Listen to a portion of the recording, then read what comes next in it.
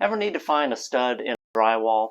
I came out here into my garage where it's unfinished to be able to show you a couple techniques on how to find that stud, to be able to know where it is so that when you go to hang either a TV mount or kitchen cabinets, things are going to really stick in there good and tight. So I have here a stud finder that I've had for a long time. It's really neat. After it kind of resets itself, you can just take and drag it across the drywall, and what it's going to do is it's going to kind of outline where that stud is, and so as it indicates, that stud is right there. This patch of drywall here and these holes are where the screws are in the drywall, so I know it's there. So that's a really good way to be able to find it, is to have something that has an indicator light on there like that. The next tool I like to use is this one here. It's a StudBuddy Plus, and what it does is it uses a rare earth magnet to find the screws or nails that are in the drywall. It's easy to find them here in this unfinished space, but when your wall is already painted and you're looking to be able to like hang a TV mount, you won't be able to know that it's there, but you take it and you just take and drag it across the drywall.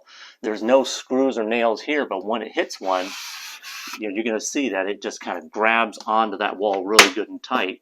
And so you just move it around and see that that is the location of the stud. So that's another good product to be able to find what you're looking for. Another way to be able to look is, if you don't have those tools, you can take and just do a tapping technique. You can hear here, it's kind of hollow, and then when it gets over here to where the stud is, it's going to sound a lot more dense. So let's go for that and let's see how it sounds. See how that, that sound difference there? So if you don't have any of those methods, that's a good way to do it. The next method for finding the exact perimeter or the sides of the stud, I like to go and I use my drill bits here. I usually like to get the smallest one that I have available and put it into my drill. And what I'm going to do is I'm going to drill holes up until I get to the stud, and it's going to determine the sides of it, and that way I'll know where the exact center is for putting in the lag bolts when I hang a TV mount. So I'll show you how I do it.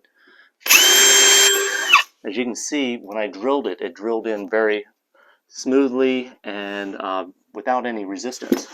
And so I know there's not a stud there. So I'm going to show you from this angle here. There's nothing there. Usually do about an inch at a time. And then, see, it goes in really nicely.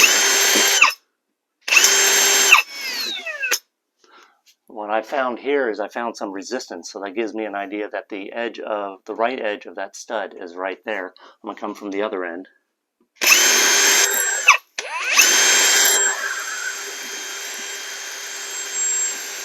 Okay, so that gave me some resistance. So if I want to be able to put in a lag bolt for hanging TV mount, you want to do it between these two lines here, so right there.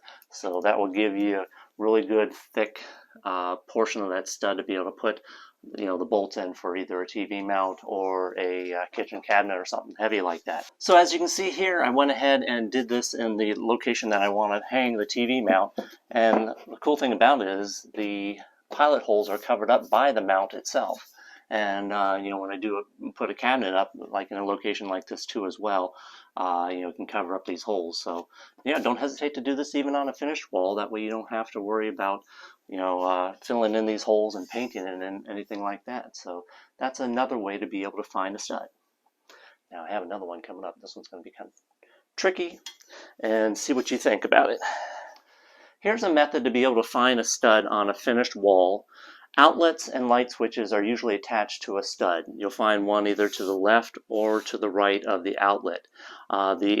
The light switches or the electrical outlets are inside of a box, and what I'd like to do to be able to find out whether there's a stud here or here is I like to use my drywall saw.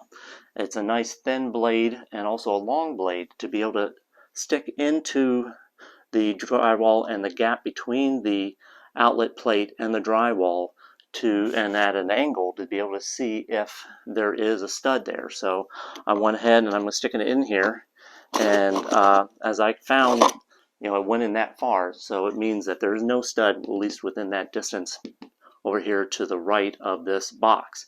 And so I'm going to do that over here and then stick it in there, and it's all already found resistance, and it was like right in there with the tip of this drywall saw. So the stud is on this side of the outlet. Okay, now that we know that the stud is to the left of this outlet, we can be able to find the location of the studs on either side of it. They are typically 16 inches on center, so you'll put it just a little bit over to the side of that outlet, and then you span that distance. And so 16 inches is going to be over here. What I like to do is I like to mark it with a little bit of tape. So if it's a finished wall, I don't have to mark it with a pencil, and I can just remove that in case that is an inaccurate spot.